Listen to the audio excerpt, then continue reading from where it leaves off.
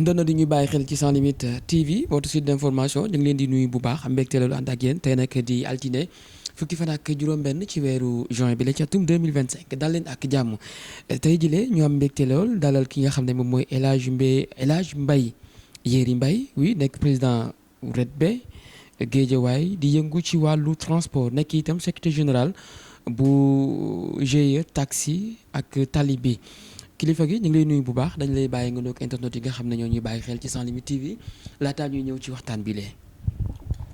waaw asalaamaaleykum Alburax maa ngi leen di nuyu. ñu ngi lay fay bu baax. di leen sant di leen gërëm di nuyu waa Alburax waa Sans Limites gépp di jiital ci nuyoo bi kilifa gi ak personnel bi yëpp di nuyu réew mi ak bitim réew di leen ñaanal.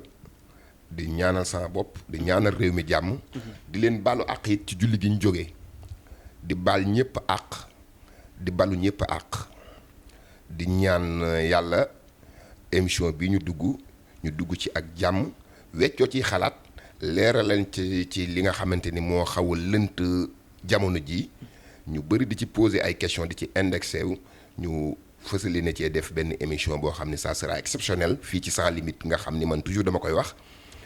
benn structure audiovisuelle la boo xam ni ils sont très proches de la population sénégalaise loolu moom je l'affirme te ci kanam tuuti dinaa leen wax lu tax ma wax ni leen Sans Limites ku ko gën a proche population bi yombul incha allah. d'accord jërëjëf El Hadj Mbaye Yéri Mbaye alors bokk na ci li ñu war a waxtaanee le 3 mai bii ñu génn dafa am lu la daloon mën nañ ci ñëwaat de manière détaillée bu ko defee Sénégalais yi comprendre exactement laataa ñu ñëw ci li nga xam ne moo xewoon yëmbal barki démb bii ñu génn.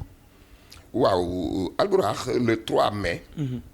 À 11h30 je me suis sorti de chez moi pour contrôler un garage dont je suis le trésorier général c'était un samedi bi ma génnee mbir mu doy waar am fa moo xamante ni non seulement man dafa ma bett mais dafa bett la population de Guédiawaye. li tax mu bett leen nag mooy ci ki mu dal muy man El Hadj Yéri Mbaye dama génn dem toog ci garage bi di contrôler garage ba pare ki ma siqaloon lu ma doon contrôler je peux en citer son nom il s'appelle Assane Mangara mooy encaissé yooyu ni maa ngi dem ñëw même pas 10 minutes un agent de la police est venu vers moi moo ñëw ci sama kanam bon agent de police la parce que après j'ai vu sa carte. Mais après comportement bi mu yor le début mënumaa confirmer ni c'est un agent de la police parce que un agent de la police ñëw ba ci man jàkkaarloog man ni ma sëñ bi ndax yoroo lu bon c'est le premier mot qu'il m'a prononcé. premier mot bi mu wax mooy ndax yoroo lu bon ah ma ne ko j'ai pas bien compris xawma li nga wax mu ni ma ndax yoroo lu ñuy tere ma ne ko ndax xanaa yow gan nga fi bi ma ko wax gan nga fi comme li ma la wax comme je suis une personne très connue dans la commune ak man li may liggéey ci commune bi daal ku ñëw di ma wax moo yooyu damay jàpp ni xamoo ma mun ma c'est la police jógal ñu palper la moment boobu j'ai pas désisté dama jóg taxaw mu fuye ma ba pare quand il a marché presque 5 mètres je me suis posé la question avec ñi ma toogal ni leen yéen kat man tey dem jommi naa ci dëkk bi. fekk nit magum jëm mu taxaw nga wax ko lii def ko li nga ko def 2 personnes jóge fee ñëw ni ma yow yaay kan ba duñ la fuye bon je lui ai répondu inaperçu ni leen man maay Mayeri xam naa dégguñu bu baax li ma wax. ñun ma nga naan yow yaay le meilleur rek poñe ma dóor saaga góor gu ne boo ko poñee dóor day réagir man ne bu ma dóoree saaga ci lañ ma agressé brutalement foofu ils m'ont menotté par derrière ils ont marché avec moi pendant des kilomètres ba ma taxaw sax man wax leen ni leen je ne vais plus nulle part du ma dem fenn. parce que yéen ñii lan moo may won ni ma vous êtes la police parce que samay 6e sens moo ma xamal ni ma est-ce que ñii c'est la police est-ce que yebuñu leen parce que dama yor ay ndombay tànk nag ci commune bi yor ay responsabilité ci commune bi. te ay coow amoon na jamono yooyu samay 6e sens ne ma ñii est-ce que yebaluñu leen pour ñu torturer la pour ñu créer la ci laan leen romb ngeen police bu wax naan Nimzaat te fi ngeen jëm police amu fi kon dematuma vous n'êtes pas de la police am ku ci génn kartam wan ma ko ni ma je suis de la police man ko d'accord je suis d'accord avec toi mais du ma dépasser fii ngeen may manoter di ma torturer dans la rue devant tout le monde dootuma ko nangu ci la wooyee auto police la police est venue me prendre yóbbu ma commissariat bu yëmbal Asegna après li ci xew lépp ci la xew waaw d'accord mais jàppoo ni par exemple dafa am ñoo joteloon ak bien avant ndax yow da nga génn rek dajeek ñoom ñu laaj la ndax yoroo lu bon amoo ñoo jotel ci koñ bi oui ñu lay xoolee benn bët bi ba waral yëf yi am tey laataa ñu ñëw ci sa réaction plutôt sax réaction sa famille ndax nag yaa ngi wax sànq na ba ñu lay def jëf ju ñaaw jilee ci sa kanam njaboot la. man jàpp naa ni. c'est le comportement d'une police sax laay wax d'une police parce que je ne vais pas généraliser tout parce que man Wakhinane gi ma dëkk gisaguma genre affaire bu 33 ans j'ai vécu 33 ans à Wakhinane Nimzatt. Très bien. À l'âge de 18 ans laa ñëw Wakhinane Nimzatt di jàng tey j'ai 51 ans musuma génn secteur boobu ànd na ma ku ne politicien autorité bu nekk fréquenté naa ko mais li ma gis benn police moo koy def ci Sénégal du ma wax ci Dakar Sénégal. muy police bu yëmbal ASECNA il faut qu'on l'assume parce que li lay xamal loolu quand j'étais amené dans cette police damay ñëw fi nga waxoon sax léegi nii. pour ku ma amal ay problème man jàpp naa ni dans tout organisation GIE xam nga chauffeurs yi syndicats yi toujours y a des prises de gueule mais àggul à ce point ñuy def loolu man moment bi may xalaatee loolu mooy moment bi nga xam ne j'avais pas vu leur carte professionnelle. Très bien. mais bi ma gisee seen carte professionnelle laa xam ne ñii c'est les mêmes personnes qui répètent les mêmes erreurs laa taseel tey ñooñu laa taseel tey. waa police bu yëmbal ASECNA parce que 1 mois xaw ma 2 mois avant ils ont torturé une personne là-bas à mort. Ils ont torturé une personne à mort dans cette même police. Albourakh da la xamal ni la gis nga police boobu. oui 4 personnes yi ñu mujjee torturé ci àdduna man maa ci am chance su survivre ñu bëri xamuñu woon. man maa ci am chance su dund ñett ñëpp dee nañu.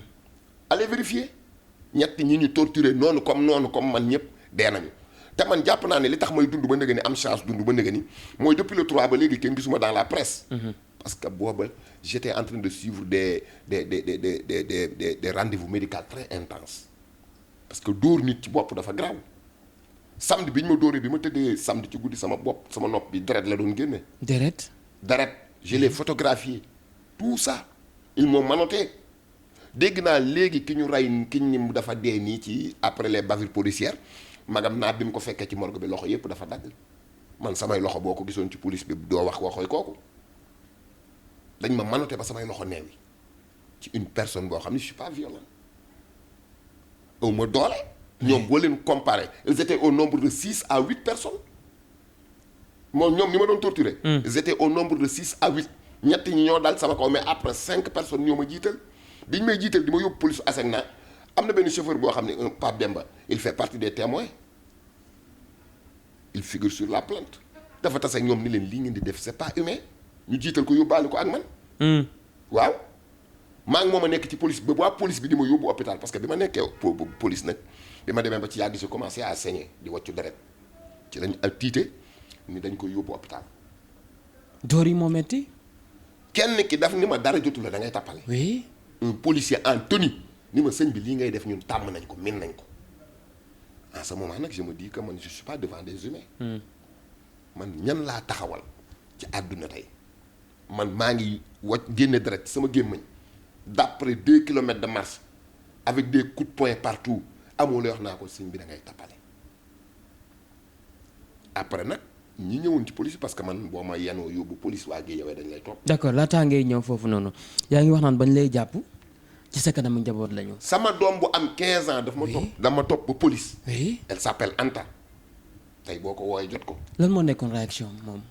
non moom xale la. oui moom ak ñaari sœuram ay jumelles lañu jumelles yi ils font la classe de 6e Anta fait la classe de 5e aujourd'hui mais ci police bi dañu taxaw nii ci comptoir bi man maa ni ki monté permanence regardez-moi vous m'avez menotté devant ma famille mu xool ma man ko kay c'est ma fille ils ont traversé 2 kilomètres 500 avec moi menotté par derrière tout le monde se dit lu xew dañu taxaw nii di xool xam nga xale am na yoo xam ne du ko comprendre.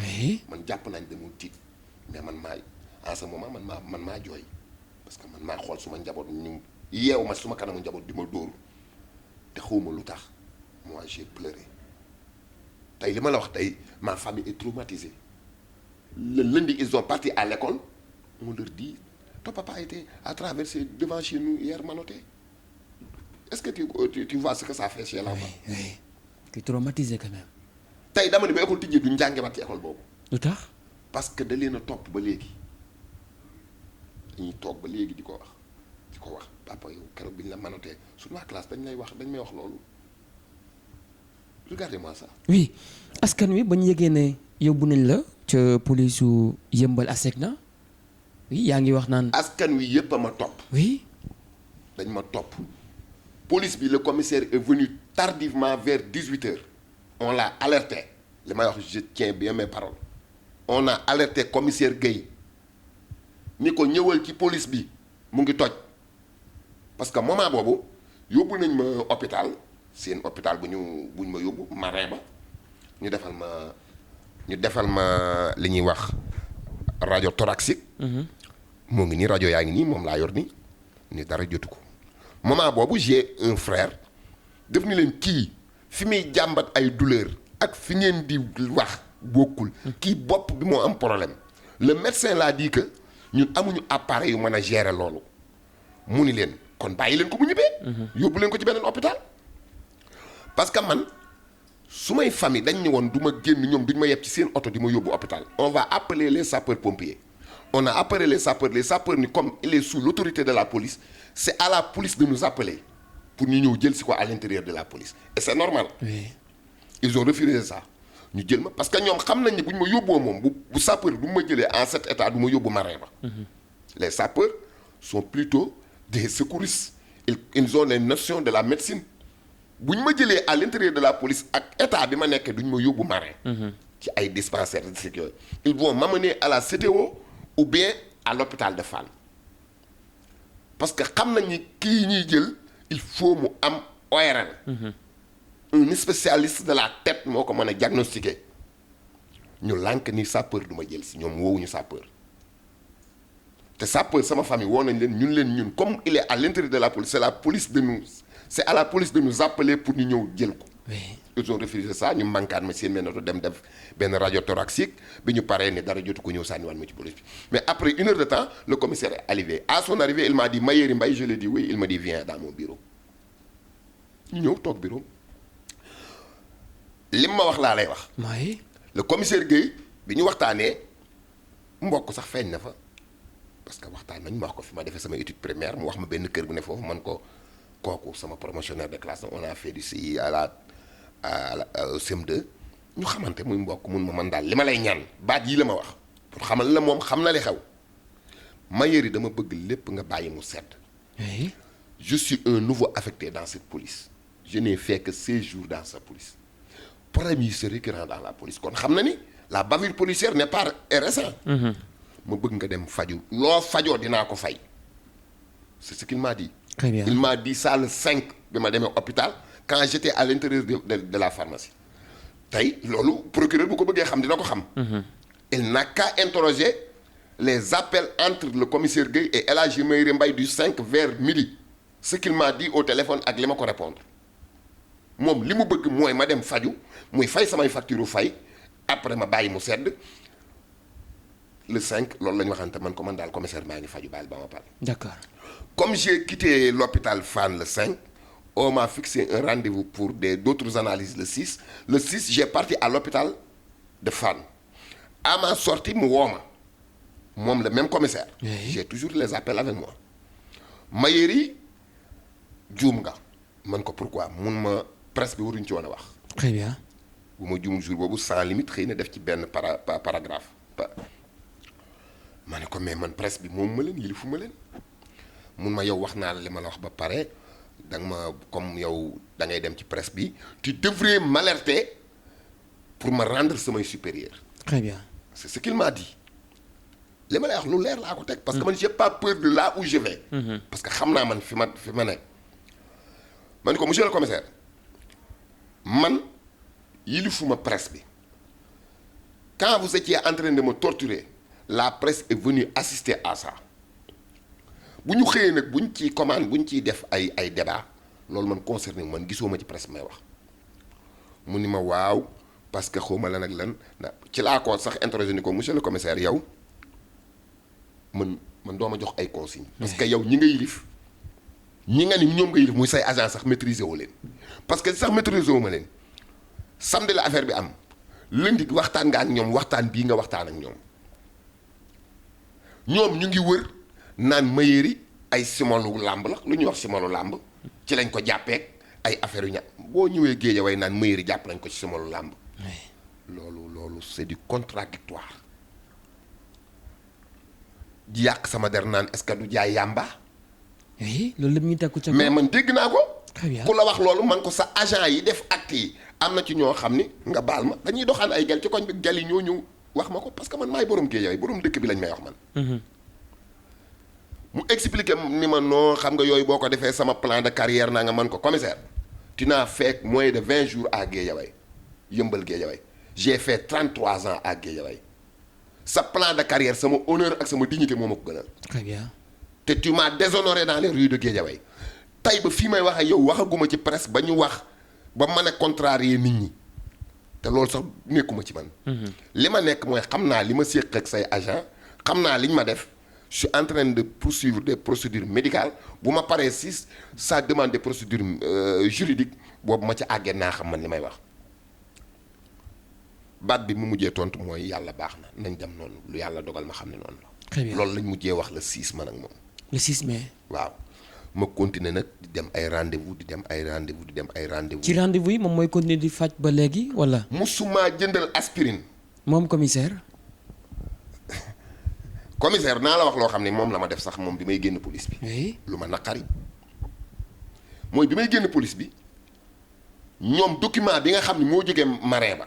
muy rajo bi ak garab yi ñu ma bindal naruñu ma ko woon a jox comprendre nga li ma wax. oui maa ko siif jël ko mu dab ma làmb samay poos dugal ci loxoom ma làmb sama poos fekk ci 10 000 mu jox ma ko naa ma jënd ci ay ordonnances c'est ce qu'il a fait ça qu'est-ce que ça signifie. ñaari junni. waaw mu ngeeg man moom ma agrafé ci document ordonnance yi ma yor ba léegi je suis devant la télé. oui suivi par tout le monde. je pèse bien mes mots du lu ma sos. moom xam na li mu def. il a écrit son numéro par son téléphone parce que bi mu ma njëkkee woo xaw ma ni moom la parce que aw ma numéro mais moom moo am sama numéro. numéro ma ngi nii dinaa la ko génneel bala maa dem won la ko moo ko bind en mai jox ma ko bind ci commissaire Guèye. ñi ma foo toll ci soins médicaux yi woo ma mais coow li na fay. mais pourquoi may fay coow li ci noonu man dootuma dóor man policier dootuma dóor ci àdduna benn yoon la am dootu am. très bien mais xam nga lu tax may xeex lii. oui. je veux que ça cesse. fu mel ni c'est fréquent ci seen gox boobu quand même. bërki démb la ñu defaat loolu. oui laataa ngay ñëw ci li nga xam ne moom moo dal Mor Seck. yaa ngi ñuy xamal ne sax mbokk judduwaat na ci. oui sa état de santé mi ngi amélioré bu baax. mu ngi amélioré mais tey pour te dire vrai sama nopp gauche bi bu ma ko fàttee bu droite bi j'entends mal moo tax boo seetloo bu may wax téléphone dama koy def haut-parleur def ko nii. très bien. te yàlla mooy nattu nit. bu ma mosaan a gis kuy haut-parleur téléphone nii dama naa kii dafa yabaat lii nañ koy wétal yàlla nattu ma ci weer bi yëpp noonu laay wuyoo. document yaa ngi nii c'est des professeurs qui m'ont fait mes analyses des professeurs en ORL ñoo xam dañuy jóge fii def ay interventions chirurgicales en France. affaire du affaire tappale ñoom xam nañ li ñu def bi document médical bi pare j'ai eu un certificat médical de 15 jours continuer di suivre ay traitements pour te dire vrai j'ai dépensé plus de 300 000 sur ce traitement kon ça veut dire que tey nit ñi dee ci torture yi par manque de moyens sax. manque de moyens oui c'est vrai. parce que man bi ma demee ba ci biir laa ni lii ku amul moyen da ngay dee. je vais te rencontrer une anecdote. Allez-y. J'ai un neveu depuis 10 ans il est au village là où je suis né xam nga lu ko fa bàyyi. c'est un chauffeur ici à Dakar c'est des gémis qui l'ont tabassé il s'appelle Abdoulaye Ba doon taxaw yaayam ak papam di liggéey yor njabootam papam gaañu mu téye njabootam ay rakkam dañ koo dóor tey dafa dof dóor yooyu ko indi moo tax keroog bi ma jàkkaarloog professeur li ma ko njëkk a wax j'ai un neveu il est aujourd'hui il a un handicap mental à cause des blessures professeur Réma ni ma franchement lii doo ci dof je t'assure je vous assure doo ci dof mais man moment bi may dem hôpital yëpp dama tiit. très bien. parce que dama ni kii li ko dal est-ce que du ma dal parce que bopp dafa sensible. man bi ma dóoree toog naa 1 minute boo xam ne dama perte connaissance bi muy reprendre connaissance fekk naa samay loxo ñu manote ko te gis nga dóor bi ñu ma dóor bi ñu ko évaluer bënn gi ni tympan bi bënne maanaam bu la oto mbëkkee noonu ci bopp rek la koy def kon lan lañ ma dóor moom. am na ñu toog ni pistaatu pistolet lañ ko dóor ñii naan nii nii naan nee lii et puis nañ bàyyi caaxaan yi.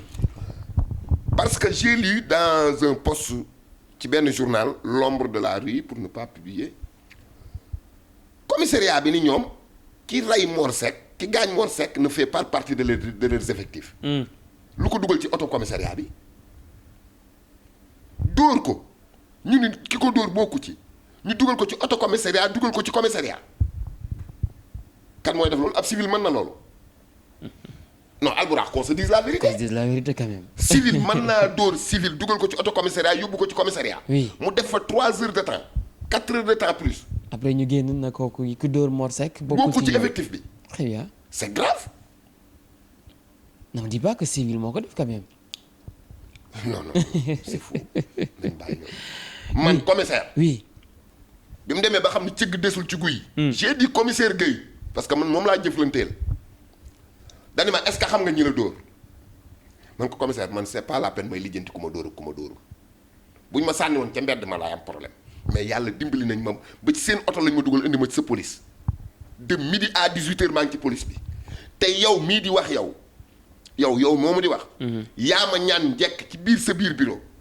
heureusement bu demee ba cëgg desul ci guy bi may ñaan njekk y avait un agent plus assermenté que toi qui était là c'est un frère à moi il s'appelle Mamadou Moustapha Lo c'est un greffier au tribunal.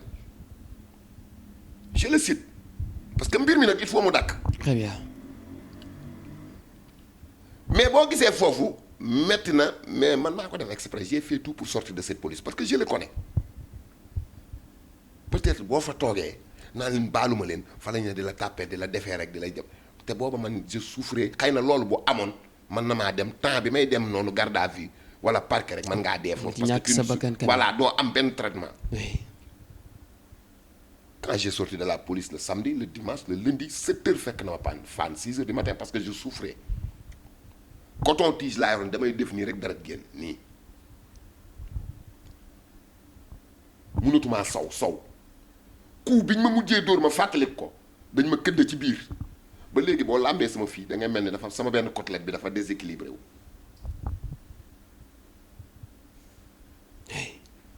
C'est quoi? Nous sommes dans quel pays? Une police qui torture. tey it ma xamal la benn affaire. man duma xale. je suis bien éduqué bien instruit man musuma génn réew mi semaine 51 ans yi ma dund réew mi musuma koo génn benn semaine te ñëwaatuma fu ma mën di dem ci àdduna mais li ma gis police di ko def il faut ñu jël ci ay matuwaay. très bien. parce que man damay gis dans la police dans la banlieue police monte ci tali ànd ak ay civils yoo xam dama leen a xam ay mbëri làmb yu perte ak lu kenn xamul loolu pourquoi fan lañ ko teg loolu il faut ñu jóg ci moo tax keroog bi ñu ma waa sans limite di woo j'étais dans le lit de l'hôpital de Fann. dégg di nga ko dégg ci audio mën leen je suis à l'hôpital dama leen j'interpelle le président le premier ministre le ministre de la justice ñu jóg ci lii parce que man musuma tiit man du ma tiit aw ma tiitukaay. très bien. mais avec la police keroog man dama tiit parce que dama ni lii est-ce que jàmm la. est-ce que man bi ñuy rey Mor Seck j'étais au village. j'étais à 97 kilomètres de Dakar. moom laa la bëggoon wax la moo nekkoon sa réaction vu que da nga dund lu mel. Mor Seck bi muy dee. village laa toog ba ci yàgg rek benn vidéo wàcc sama téléphone ki ma ko envoyé sa belle-sœur c'est sa belle-sœur parce que rakkam mooy sëy ak moom ni ma sa gars yi rayati nañ nit man ko yan gars yi mën ma sa police bi pour te dire que man sama problème dafa amoon ampleur bañu police ba sax man sa gars yi lañ may wax. très bien. billaahi bi ma ñëwee bërki démb laa ñëw j'ai fait une semaine au village bi ma ñëwee ba léegi commentaire nga ma yëngali sa gars yi defar léegi rek bi may génn di ñëw la ma ko ni ma yëngali sa gars yi dañoo rayati nit man leen rey vidéo yaa ngeen man waa ji ñu rey Mor Seck xam naa ko je le connais da daan toog nii ma toog nii ñuy naan ataaya parce que sama biir kër jabar la fa am moo tax ma ni xëy na yàlla ñii daf leen a nattu parce que Mor Seck c'est la famille. mënoon nañoo laal ku dëkk Yëmbal wala ku dëkk Géejawaay ku dëkk feneen mais ki ñu laal dafa proche ci man parce que ay mbokkam laa dëkkal ci benn kër samay colocataire lañu. Mor Seck lan moo nekkoon comportement quand même. Mor Seck oui. xale la bu nekkoon ci banlieue bi defarkatu téléphone la di liggéey ci téléphone am jom am fulla am ngor am fayda. man Mor Seck xawma ko ci benn waaye bi gis nga Alburax naa la xamal benn affaire. Sénégal war nañoo xoolaat suñu bopp. bërki démb dama def benn analyse pertinente dama ni Sénégal boo yoree ay rasta wala nga dégradé niiru góor fu la police fekk yóbbu la mais booy def affaire góor jigéen yi di diw ay tuñ ak yu ñàkk fayda yooyu fu la police fekk bàyyi la fa man analyse boobu rek def naa ko ci Sénégal non si c'est vrai ñoom dañoo bëgg nit ñi man damay xool ba ci àgg. oui et puis Mor police quel est le rôle de la police le rôle de la police c'est quoi. vers la sécurité quand même. La police protège la population et ses biens c'est ça son rôle. Tout à fait. La gendarmerie protège l'État et ses biens. ñun loolu la ñu jàngal en éducation civique. oui. mais man ragaluma agresseur est-ce que xam ne agresseur nit ñi banlieue bi ragaluñu agresseurs yi. dañuy taxaw jàmmaarloog yow. mais police bi leen war a protéger la ñuy moytu. Alburax da ngay toog sa kër tiim tali bi yor sa big di bind mu wadd ci balcon bi nga wàcc suuf di for big bi di duggaat sa kër police kar la di la palper. dafa dem ba police bi nga xam ne moom boo ko séenee maam da nga ko war a séen sam xel dal xam nga dans tous les pays du monde boo séenee police sam xel day dal. foo séen police ñi ma nga faa jaar. billaahi wallaahi li ma lay wax laajal banlieue bépp ñi may déglu xam nañ li may wax ñi may seetaan xam nañ li may wax bu ñu séenee police dañuy teggi boo yoree carte d'identité yor passeport yor visa Schengen sax yor sa carte d'identité lépp sa poche yoroo dara lu ñuy tere boo séenee auto police da ngay séen booy yi dañuy jàdd. loolu rek dafa am lu muy signifier. Alburax auto police da lay ramasse. man keroog auto police bi ma yëbee asak naa xamal laa fekk ci biir auto police bi. kuur jaasi laa fekk ci biir auto police bi. arme blanche. arme blanche lu ko police di doye kon loolu lu ñu war a wax la loolu dañ cee war a wax te police su asak naa boobu.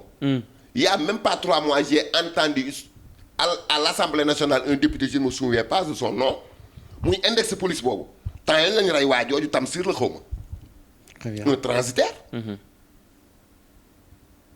mu koy indexé matul 2 mois ñu dal ci sama kaw matul 1 mois ñu dal ci kaw Mor Seck rayaat ko.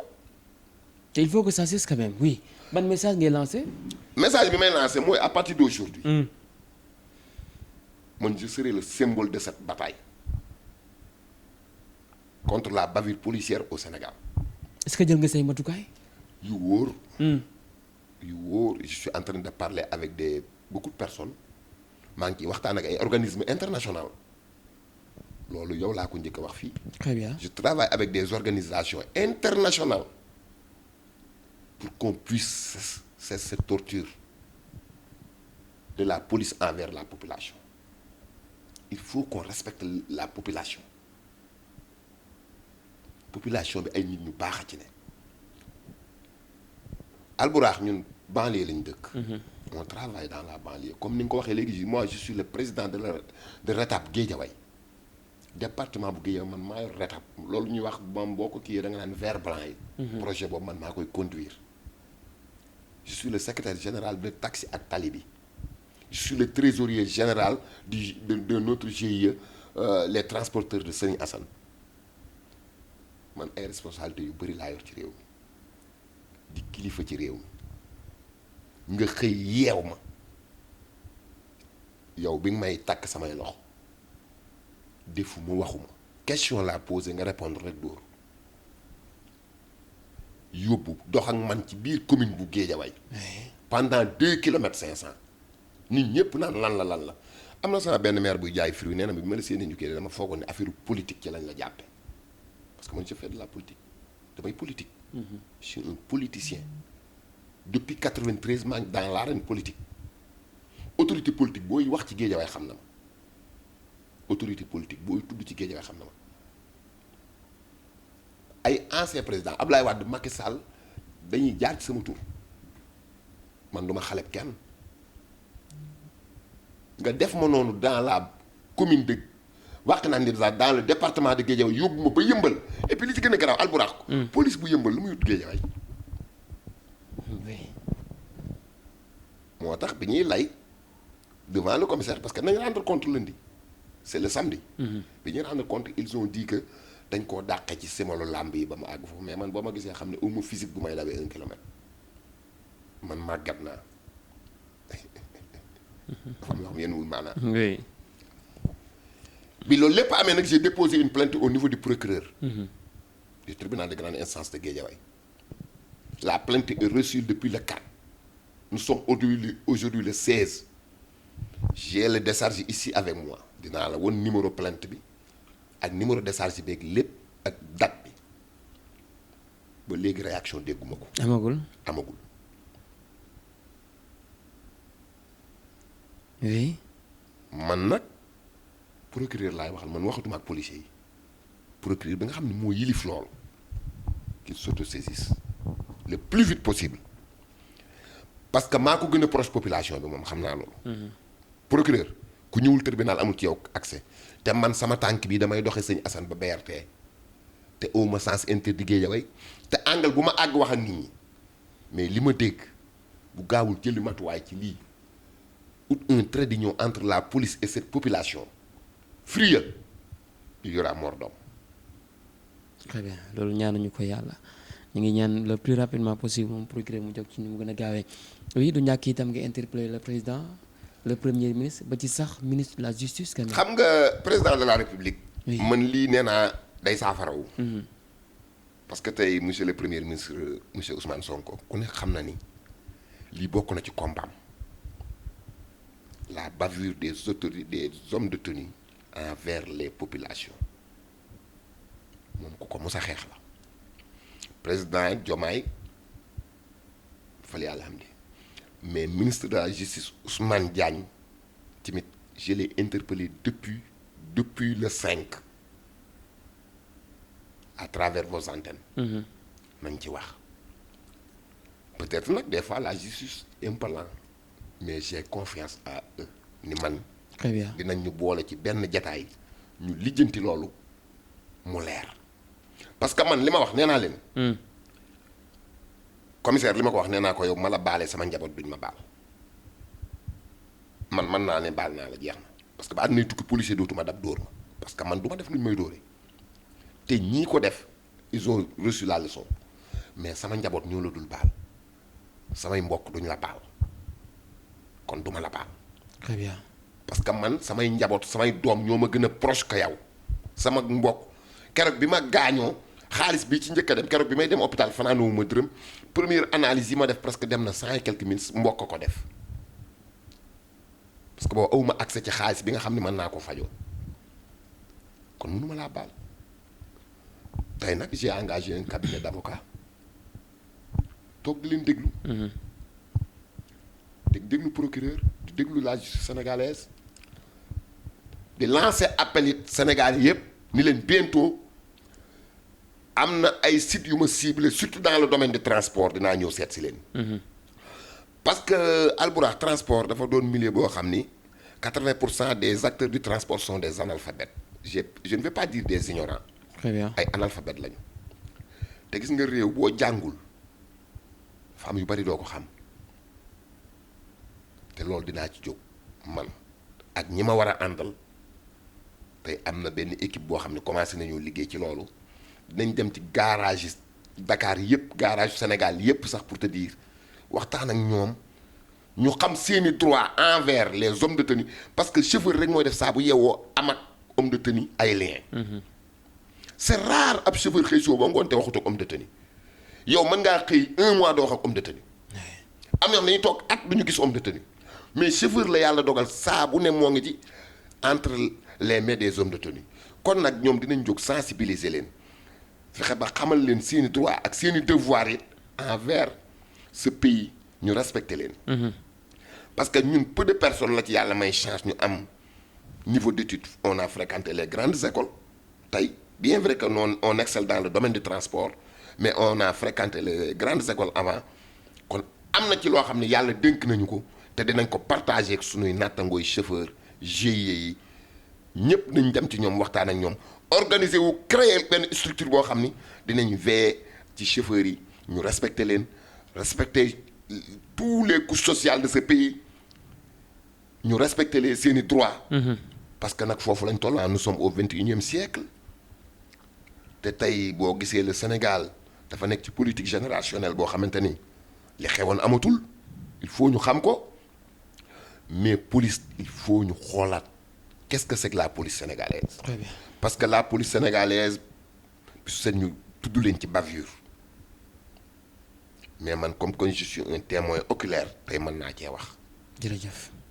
mais pour te rappeler ni. 4 victimes yi police ASECNA yëmbal mujjee laal man maa ci am chance su dund. je suis le seul survivant. ñett ñëpp génn nañu àdduna. dee nañu. très bien. na ko procureur dégg jël ci ay engagement te man leer na ma ni taxawaay bi ma ci taxaw weer bi ak temps bi ma ci jël bàyyi sama liggéey su ma liggéey tey fii ma taxaw di wax ak yow tout à l'heure je parlais avec un assistant moo nekk sama liggéey depuis 1 mois liggéeyu ma dem ma sama bureau parce que tu es entre les hôpitaux les avocats bàyyi sa liggéey parce que du dara lu temps bi du perte temps mais man dama bëgg ñu Sénégal dafa am yoo xam ne il faut qu'on se sacrifie. kenn nit sacrifié wu pour mu régler mais bu leen topp jaru ko tu perds ton temps bu ëllëgee ça se répète. d'accord. une fois nag n'est pas coutumier 2 fois 3 fois 4 fois c'est du maatay lii ma gis c'est du maatay. c'est la même police c'est les mêmes agents c'est le même lieu c'est le même environnement c'est les mêmes personnes qui sont victimes il faut que ça cesse. jërëjëf jërëjëf El Hadj kontaan nañu bu baax ci nii nga dikkee leeral lu bëree bëri parce que nag ñu bëri yaakaaruñu woon wala sax plutôt que xamuñu woon ne yu mel nii mi ngi am ci seen gox-goxaat yëpp parce que c'est fréquent itam ndax oui bi ñu mujjee gis moom mooy Mor Seck bi nga xam ne génn na àdduna Sénégalais yu bëri di ko ñaawlu alors ñu bàyyi la rek nga daal di tàggu ak internet yi nga xam ne ñoo lay bàyyi xel ci Sans Limites TV. waaw Albourakh maa ngi gërëm ñëpp di tàmbalee ngërëm li ci yow. jërëjëf. waaye di dellu di gërëmaat Sans Limites parce que man dama jàpp ni Sans Limites non seulement plateforme de communication la boo xamante ni pour informer les Sénégalais la mais c'est un support de secours parce que keroog man bi ñu ma defee loolu ni ma gisee seen taxawaay parce que dafa am loo xam ne bu ko nit di def premier soins yi ñoom ñoo ko def keroog mën naa ni di leen gërëm di gërëm personnel bi yépp di gërëm sama jigéen bi fekkuma ko fi Ngone. Ngone oui. waaw di ko nuyu de passage moom gis naa taxawaayam ci réew mi parce que man damay suivre ay doomu aadama. di xool di leen déglu mais Ngone elle travaille pour ce pays. très bien voilà yéen ñëpp di leen sant di leen gërëm di gërëm caméraman bi toog di gërëm di wax daal di maa ngi gërëm ñëpp di gërëm Géejawaay tamit. di ma jóge nga xam ni keroog bis boobu bi ma loolu dalee dafa mel ni ci seen kaw la dal ñoom ñëpp mais di gërëm les transporteurs de Guédiawaye les chauffeurs les taximans les chauffeurs tata bus ñëpp di leen sant di leen gërëm di leen xamal ni daal fii ci daal seen doom seen frère seen nijaay seen jarbaat Mayeri moom combat bi moom téye na ko je serai le symbole de ce combat pour que la bavure policière se cesse. d'accord di leen sant di leen gërëm wasalaam. jërëjëf El Hadj Mbaye Yéri Mbaye ne moom nag moo nekk président bu RETEP. oui bu RETAP Guédiawaye jërëjëf di yëngu ci wàllu transport nekk itam secrétaire général bu GIE taxi ci tali bi lee ñu koy gërëm bu baax itam ci nii mu dëkkee ànd ak ñun ci leeral ci nga xam ne moom mooy xew ci banlieue bi lee rawatina bavure policière yi nga xam ne seetlu nañ ko bi ci mujj rek moom mooy génnu àdduna ki nga xam ne moom mooy Mor Seck mu ngi xamal itam ci njaboot gi la bokk. sama rakk la c'est mon frère. oui c'est mon frère Mor Seck jabaram sama kër la. oui moom sama waa kër ñoo bokk. oui waaw doy na waar quand même en tout cas ñu ngi koy gërëm bu baax moom El Hadj Mbaye Yéri Mbaye gërëm bu baax itam internet yi nga xam ne ñoo ngi doon bàyyi xel sur Sans Limites TV.